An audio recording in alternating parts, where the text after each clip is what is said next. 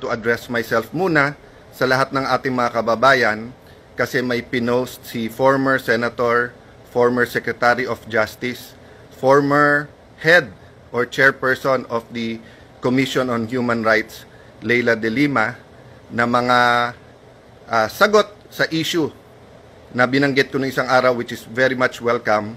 But there are also accusations that are very unfounded and I would dare say are lies. And there are also pangpalito sa issue. So with your permission sa aking Facebook community at kung meron tayong mga kapatid sa media na nanonood ngayon, I'd like to, yan, sabi ni Sheila, isasali ka daw, sabi ni De Lima. Sasagutin ko po. Let's still use former Senator De Lima to give respect naman din, di ba?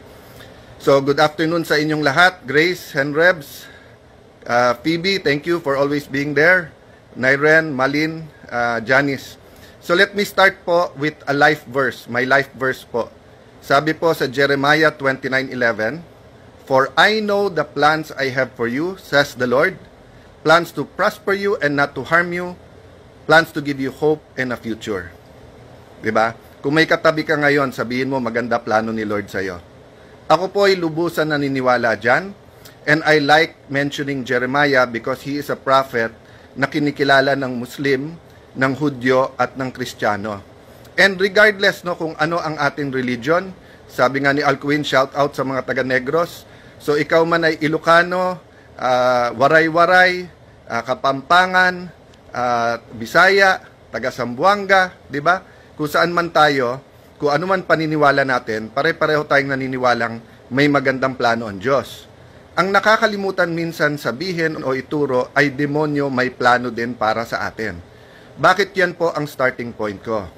Because when I joined President Duterte, kung hindi ako nagkakamali, September 29, 2015, after listening to his plan of how to rid the Philippines of drugs, malinaw na sa akin na ang plano ng Panginoon, maging drug-free ang Pilipinas. Pero ang plano ng demonyo, maging narco-state ang Pilipinas. Sa haba ng usapan namin ni Mayor pa siya noon, no? Ni Mayor Duterte, then naging presidente, wala po siyang binabanggit na papatayin niya or extrajudicial. Yung language niya, language na naiintindihan ng kriminal. We all know that from different aspects, kahit dyan sa smuggling ng bigas, katabi ko siya nung tinawagan niya yung isang smuggler at sinabi niyang ilabas mo yung bigas ko, hindi papatayin kita. No? We understand the language. Ang point ko po, at that dinner, September 29, may picture pa kami, that's when I committed to him, pero sabi nga niya, hindi siya tatakbo, at sabi ko sa kanya, kaya tatakbo ka o hindi, I will support you. Nagdrawing siya nung kung bakit nagiging corrupt ang ibang pulis at militar. And he explained his systemic approach to the drug problem na relate niya sa criminal enterprise at kung bakit ang tingin niya malapit na tayo maging narco state. You can agree or disagree with that. But because sa Taguig, may dalawa kaming barangay na naging transshipment point and they were very powerful people involved. So much so na pag nanghuli ang pulis, siya pa nakakasuhan. So long story short, dun nag-umpisa ang aming storya. So let me address this now to Senator De Lima. She started out by saying, Alan is the last person in this world to talk about human rights. You should be the last person to talk about due process. Wala kang karapatan. So let's address that. Ano po ba nakalagay sa Philippine Constitution, ma'am? Kayo po, ma'am, ang naging Secretary of Justice. Di ba nakalagay?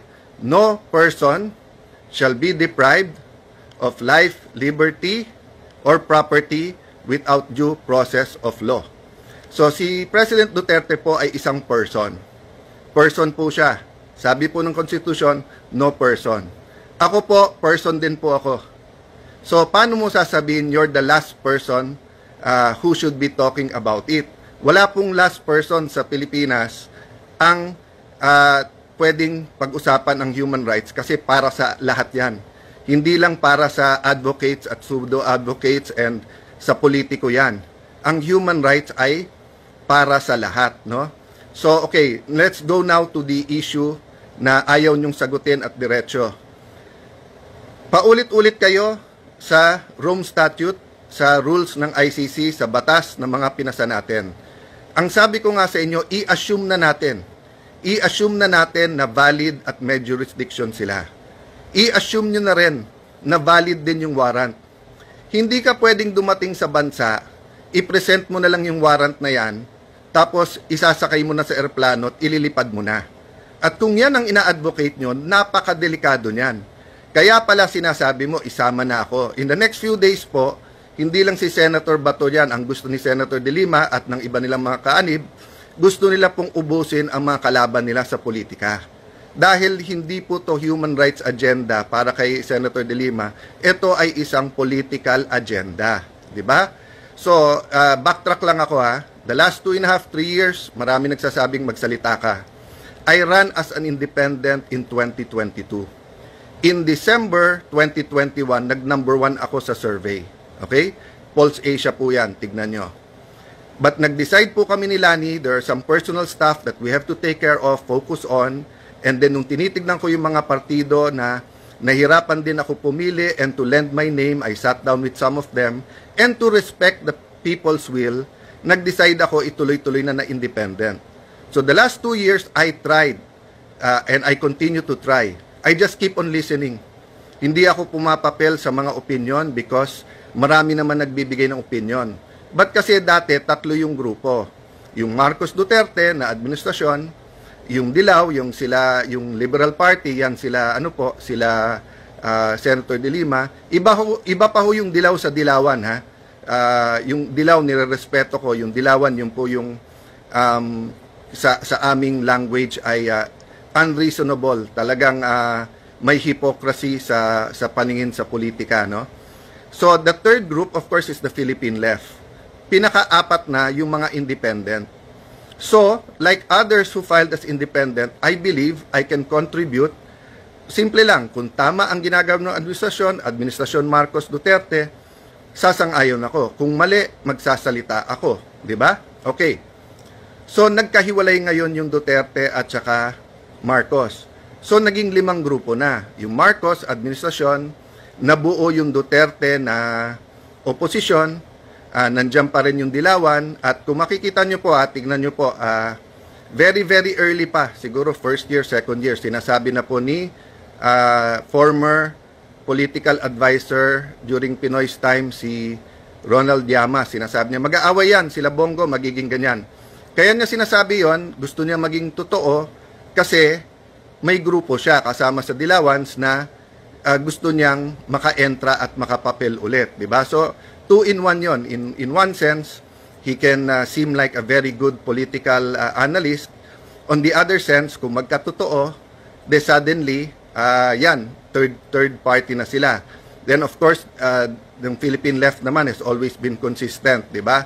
With what they believe in, and then yung criticism nila sa administrasyon, and of course, yung alternative nila. Then you have the independents, di ba? Okay. So sabi ni Senator De Lima, legal lahat. Okay. Yan ba ang stand nyo kung biglang ngayon ang Pangulo or ang Chief Justice or ang Senate President or Speaker or 5 general natin ng AFP? So let me address myself then sa AFP at saka sa PNP, sa Bureau of Fire, sa NBI, BJMP, lahat ng naka-uniform, yung Bureau of Correction. Kung bigla kayong kinasuhan ng crimes against humanity, may warrant, hindi kayo pwedeng tumakbo sa korte dito? Walang power ang korte to interpret? Bakit si Congressman Jimenez noon? Di ba naalala nyo yung ginagamit niya yung slogan na hulog ng Diyos? Meron siyang extradition. Meron po tayong treaty noon sa US. Pero dumaan muna sa korte natin. Sabi nga ng isang matalik kong kaibigan bakit daw pagka-divorce at nakakuha ka ng divorce sa abroad, sa Europe, sa Amerika, kailangan mo i-present muna sa korte dito at i-validate, di ba? Okay. I-address ko mamaya yung nagsabing hipokrito or double standard sa human rights. I-address ko yan. I'll just stick to 3 issues today, no? Yung due process slash due process, kasama na doon yung availability of legal entities. Number 2, yung number 3, yung fact finding, 'di ba? Yung facts lang kasi marami siyang kasinungalingan na sinabi doon sa kanyang video. At yung isa, gusto ko i-discuss ng konti sa inyo yung human rights. Okay. So, ang sinasabi ko nga, 'di ba? Due process means makinig ka muna bago ka humusga. Nagamit ko nga nung isang araw, and I've been using this forever, and it's also a reminder to me, no? When God knew already, alam na kaagad ng Panginoon na kumain sa forbidden fruit o kinain ni Adan at ni Eva ang forbidden fruit. Ang unang sinabi sa kanila, nasaan kayo? At nung sinabi lang, nagtatago kami kasi hubad kami. Ang sabi ng Panginoon, sino nagsabi sa inyong hubad kayo? So alam na niya na kinain niyo, pero binigyan pa niya ng tsansa na magpaliwanag. Si President Duterte ba ay binigyan pa natin ng pagkakataon? Nakita niyo naman sa video, sabi niya, anong pagkakasala ko, anong ginawa? So, hindi ko na nga inisa-isa yung paglabas ng eroplano, hindi pa hawak yung warrant, yung hindi pagpasok ng ibang mga abogado niya, kasama yung anak niya, etc. No? Doon na lang ako sa hindi ba dapat binigyan ng reasonable time kung whether that's the writ of habeas corpus o kanilang TRO, hindi ba reasonable time? Tapos, yung ibang advocates, nakita ko, nagpo-post sila, Muten academic na, panalo na outsmart na sila kasi nasa airplano na, hindi na ibabalik ng ICC yon. So, yun nga ang tanong ko sa inyo Yun nga po, sabi po ni Senator De Lima, ang test daw ng human rights yung sa pinakamaliit na Pilipino. Partly correct lang yon po, ma'am. Ang test po kung ang human rights ay applicable sa lahat. Kailangan kinat out nyo Sa pinakamakapangyarihan, sa pinakamaliit, pareho ang karapatan sa human rights. Parehong may karapatan to seek legal remedies, pareho na may due process. So I'll jump dun sa legal remedies. So sabi nung iba, bakit bibigyan si Duterte ng pagkakataon? Yung mga pinatay ba may pagkakataon? So first and foremost, parati nating dinidistinguish yung extrajudicial killings, ibig sabihin yung patayin mo na lang, 'di ba? Walang trial, at dinidistinguish natin po yung mga tinamaan dahil nga sila nagbarilan, mga sindikato para hindi mahuli, 'di ba? So hindi state, hindi po mga alagad ng batas ang pumatay doon. And then dinidistinguish mo rin 'yon doon sa mga police at militar na may raid, and then they protected their own life. So, the point is, ang ginawa ni Senator De Lima sa hearing sa Senate, I'll go through this deeper later on. Ang ginawa niya sa hearing, hindi niya sinabi sa madlang people, sa atin lahat, na during her time as Justice Secretary, iniba nila yung definition ng extrajudicial killing. Hawak namin po yung mga papeles noon. So, tapos pinapalabas niya na libo-libo na ang napatay. Na hindi niya sinasabi na ang extrajudicial killing nung siya ang Justice Secretary ay mahigit 10,000. At never ko sinabing kulang ang napatay o pumatay. I mean, you're making me out to be a monster, ma'am, na hindi naman totoo. So at this point, I want to challenge yung mga famed fact checkers. Oh, yan Rappler, yung mga investigative journalism. I-fact check nyo na lahat ng sinabi ni Senator De Lima kasi ang daming mali sa sinabi niya. Kailan ko sinabi na kulang pa yung patay? I always said that every life is valuable.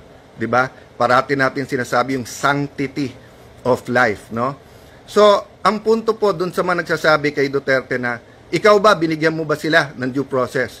So, inaamin nyo na hindi nyo siya bibigyan ng due process. 'Di ba? So, kung sino man na gumawa ng karumal-dumal na krimen sa buong Pilipinas, sa buong mundo, na walang due process, dun po lumalabas ang mga tunay na human rights activists na nagsasabing, sandali lang, kahit kriminal sila, meron silang human rights. They have the right to due process. They have the right to seek legal remedies. Kaya nga maraming sikat na human rights activists, pero mababaho sa politiko o kaya galit ang tao. Kasi nga, pinaglalaban ang karapatan when it's unpopular, di ba? But sa kanilang clique, sa kanilang grupo na it's more of political revenge rather than pure human rights, tahimik lahat. nung sinakay sa eroplano at inilabas na lang. Hindi hinintay ang Supreme Court, hindi hinintay. Saan ka nakakita na i-arestuhin ka, papunta pa lang mga abogado mo, gusto ko kausapin mga abogado mo, hindi pa nila malaman yung gagawin nila, aalisin mo na, di ba? So, napakadelikado yan. Sabi ko nga kanina, paano kung lumabas dyan 10 general, papayag kayo sa PNP o sa AFP, papayag po ang palasyo. So, kailangan to pag-isipan ng mas malalim. That's why nga sabi ko, maybe an independent voice, a reasonable voice, no? I'm not blaming anyone sa nangyari here, di ba? I'm pointing to the issue na tama ba na ang isang Pilipino na hindi pa niya na-exercise yung karapatan niya sa legal remedies, wala pang due process, ay suddenly sinakay sa eroplano at inalis. Okay. Number 2, human rights. Ma'am, sabi mo, nasaan ako? Okay. Ako po, taga-Taguig. Sa Taguig po, may mga below 10 years old na rape. Kasi po, yung inampun nilang isa, naging addict sa drugs, sa shabu. Kaya ninakawan yung pamilya, ni-rape po yung sa pamilya. Dito po, may anak, pinagbabaril yung tatay. Dito po, meron pong kung ano nangyari, and you can multiply this all across the nation. And ang estimates are as low as what? 3 million, as high as 5 million na addict. Ang addict po ay biktima. Ulit-ulitin ko po yon. Tignan nyo lahat ng statements ko. Never ko sinabing patayin ang addict. Kasi ang addict ay biktima. Dapat sila ay gamutin. Dapat sila ay bigyan ng oras. At kami po ay may mga programa sa rehabilitation. Nandito po ang main rehabilitation sa Taguig. Dinala ko po yung mga reporters dito. Hindi ka sumama, ma'am. Senador ka naman. Pwede mo tignan yung rehab. Pero kasi yung storya nyo, na patayin lahat ng addict ay nasa utak nyo na. So yan na naman ang storyang pinupush nyo ngayon. Kaya again, hinahamon ko yung fact changers, tignan nyo. Okay, so first, human rights. May human rights lahat ng Pilipino to be safe in the streets. May human rights po lahat po ng ating mga kababaihan na umuwi ng gabi, whether sila'y sales, whether sila'y nasa opisina, sila'y nasa mga restaurant, call center, na hindi sila bastusin. May human rights po lahat ng mga tao na sumakay po ng mga public transport na hindi sila hipuan, hindi sila hold upin. May rights po lahat ng nagwi-withdraw ng pera between 10 to 12, lalo pag sweldo at sila'y nasa call center, so gabi yung shift nila, na hindi sila nakawan. Another human rights po, OFWs. Hindi nyo po binanggit na nung panahon po nyo na Justice Secretary ay bukod sa napakahirap kumuha ng passport at never nyo tinanggal ang sindikato doon sa passports, ang nangyari po, pati po ang OFW ay hinihinga ng pera para makuha ng passport at pagkatapos sa ilan mga bansa, isang naging ehemplo yung Kuwait, sa Saudi po, for example, dahil walang pondo po para dun sa legal assistance or napakahirap ilabas yung pondo, ano po nangyayari? Minsan nandun sa pulis, sa korte na magkakaroon po ng abogado. Inayos po natin yan dahil ang bawat OFW, tinatawag nating hero, pero wala naman palang legal assistance fund na sapat at wala rin palang pondo na aid. Ginawa po ni President Duterte during my time as secretary, that was increased, kaya umabot ng, if i-total mo yung pondo, 1.3B. So, let me know how you can say na wala kaming pakialam sa human rights when everything we did was for people's human rights, di ba? So, I understand, hindi dapat may EJK. Magkakampi tayo doon. But you refuse to see that because sa mind mo, Duterte lang ang demonyo. So, yun nga ang problema, di ba? So, on one hand, you have a Philippines that is nearing a narco state where the streets are not safe, when all kinds of corruption, tanimbala, kung ano-ano nangyayari, and you did not want to deal with that. So, let me address that point also. Di ba kayo ang chairman ng Commission on Human Rights nung last year ba o last 2 years ni President Arroyo? At inimbestigahan nyo po si Mayor Duterte. Wala kayong naging conclusion, wala kayong final na kaso, di ba? Or kung meron, did it prosper? Tapos sabi mo kasi, powerful, kasi kaibigan nga niya ang dating Pangulo na nag-appoint din naman sa'yo. Pero in the next administration, nakapagpakulong nga kayo ng senador, di ba? Kung sino-sinong nilabanan nyo at sabi nyo nga na kaya nyo. Ikaw ang Secretary of Justice. Bakit hindi mo kinasuhan si Mayor Duterte noon? Hinintay mo maging presidente, tapos nag-launch kayo ng investigasyon. Nung nabuko ko na medyo may problema sa mga witnesses, may inconsistencies, anong ginawa mo nung chairman ka at pinatayan ako ng mic? Di ba? Inareglo mo, imbis na magalit ka, dahil karapatan ko naman magsalita. Never naman sa Senado na nagkapatayan ng mic, dun time mo lang. Di ba? So kung guilty ako ng patayan ng mic, pero ako ang biktima, hindi po ako ang gumawa nun. So, then we go to fact checking, di ba? Marami kang sinabi sa iyo na kasinungalingan, yung sinabi mo, sabi namin kulang pa ang patayan, etc. No? That's the language of the president. I never excuse that. I made known kapag closed doors and in some areas that's the language the criminals know, but I do not agree with that, especially sa women, etc. However, we do have situations where the criminals understand that, di ba? So, ang punto po doon ay ang ebidensya ay yung safety sa kalye natin without excusing any violations of the law. That's why in the cabinet and even in the small groups, in the security cluster, basta't may murder, basta't may mali na ginawa ang pulis, ang sabi nating kasuhan. Ang proprotektahan lang po yung mga legitimate na operations. So I will not elaborate there now. I have a couple of appointments at napakarami yung sinabi, but maybe a challenge. So sabi sa di ba, sa ICC, dun muna kayo sa sa country. So kasuhan mo ko. 'Di ba? Sabi mo sana isama na lahat 'yan. Sama na 'yan si Cayetano sa ICC kasi gusto niyo mawala kami kasi may political agenda kayo, 'di ba? May political agenda kayo nangarap na kayo Mananalo presidente nyo, mananalo si Vice President Lenny, mananalo ka senador, then ikaw susunod na Vice President or kung ano man yung mga pangarap nyo. Pero hindi nyo matanggap that people choose 'di ba? I don't always agree with who people choose. But I respect the people's choice. That's the democracy 'di ba? Nakatikim din ako ng talo, nakatikim ako ng panalo, nakatikim ako ng dala ako ng ilan mga grupo, nakatikim ako ng hindi ako dala. Nagpapasalamat ako parati kasi choice nila 'yon. But kayo napaka-frustrated nyo kapag hindi kayo nananalo o hindi nyo nakukuha ang basbas o ang tiwala ng tao. Kaya gusto nyo ikulong na lang lahat ng kalaban nyo, 'di ba? Pati yung sinasabi mo, happy ako nung kinulong ka. You know, magkaibigan tayong personal 'di ba? You know in your heart, I always hate the sin but never the sinner. I never prayed, I never smiled, I never was happy na sa nangyari sa inyo. And nor did I pray for it. You know that in your heart, but still yung anger ang pinauuna mo ngayon. So let me finish or conclude by saying this. There's so much confusion. We're here not to play politics or to blame anyone. We're here to sort this out. Ano ba ang tamang batas? Ano ba ang tamang proseso? We're thinking about our future, the future of all Filipinos, not only of your beloved Liberal Party. Ang pinag-uusapan natin dito, lahat ng Pilipino kasama mga OFWs.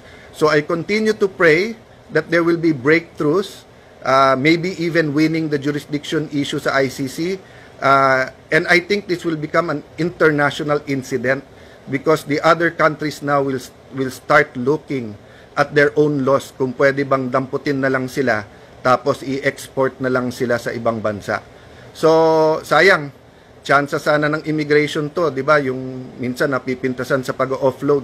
Sana in-offload nyo na ang dating pangulo, 'di ba? Para nga hinintay man lang ang Supreme Court. For all we know, baka manalo pa kayo sa Supreme Court, but at least nabigyan nyo ng due process at nabigyan nyo po ng opportunity sa kanyang legal remedy. So I'll talk more later, but it's more of our CIA 365.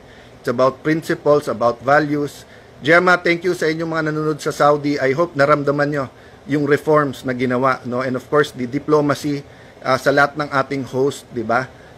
Para nga mas maging maganda ang kalagayan ng ating mga OFW. Siguro, something to ponder. Former secretary, former chairman ng CHR, former Senator De Lima, a person who told the truth pero ngayon panay kasinungalingan. Kasuhan mo na ako dito para may ano ako, may venue ako na isa-isahin yung mga kasinungalingan mo at ng mga kasama. I meant no offense to human rights activists. Nirerespeto ko kayo. During my time, I always made time and made sure that people listened even if opposing ang views natin. But yun nga, nagdudugo pa rin ang puso ko. Ba't walang nagsalita sa inyo? Sa kagustuhan nyo na madala dun si Duterte na ma-detain siya, ma-face niya, dininay nyo yung due process at saka yung opportunity niya to seek legal remedies. And I don't think that should happen to any Filipino. God bless you guys. God bless you.